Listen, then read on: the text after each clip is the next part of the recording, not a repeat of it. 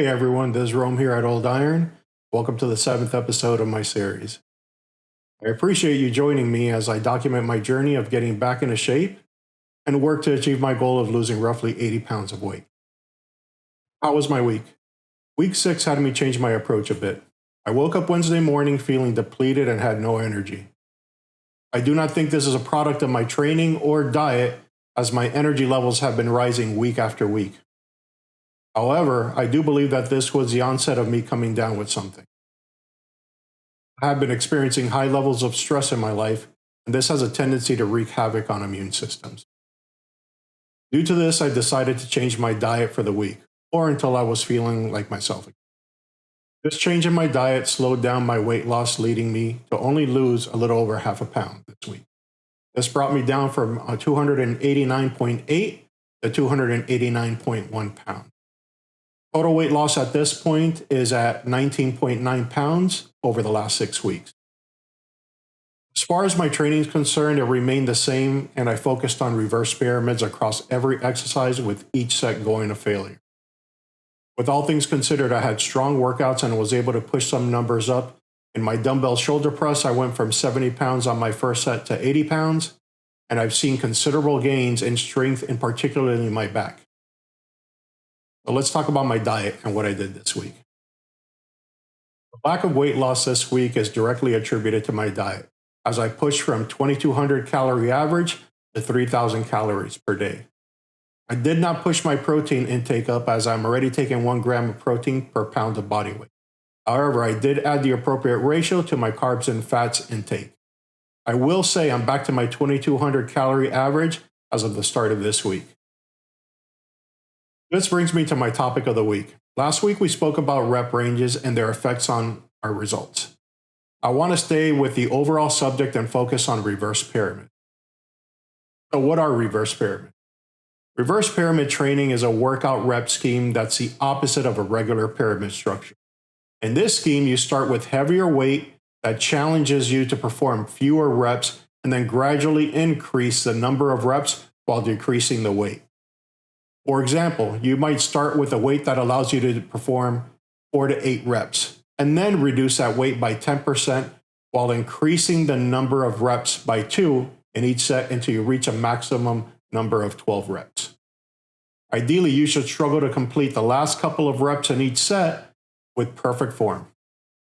Here is a chart showing you the difference between traditional pyramid, straight sets, and reverse pyramid. As you can see in this example, traditional pyramids start at higher reps and move towards lower reps as the weight increases. On the other hand, reverse pyramids go from less reps with heavier weight to more reps with less weight. The methodology that I use, however, is not straightforward representation of reverse pyramid. But before I get into this, I want to talk about warming up. It is imperative that you do standard progressive warm-ups all the way to about 80% of your starting set of your reverse pyramid. Note, this is not 80% of your 1 rep max. Due to the fact that you're starting with higher weights for your first set, this could lead to injury if you're not properly warmed up. Back to my approach, after my warm-up, my goal is to hit at least 11 reps on my first set, with failure coming in around that 10th to 13th rep. I then drop 10 pounds on heavy compound movements or 5 pounds on isolation movements and proceed to go for another 11 reps on the subsequent sets. I do this from anywhere from 2 to 5 sets depending on the week of my 6-week rotation. We'll discuss rotations next week, but let's just, for the sake of things, saying that 4 sets should be your target. I repeat this for all exercises in that day's workout. As you can see, what I'm reverse pyramiding is the weight, but not the rep count. Let me put up an example up here so you can visualize it. Here you see bench press. On my first set, I'll do 225 pounds for 11 reps. Second set, I'll drop down to 215 pounds for 11 reps. The third set, I'll drop to 205 pounds for 11 reps. And the fourth set, I'll drop down to 195 pounds for 11 reps.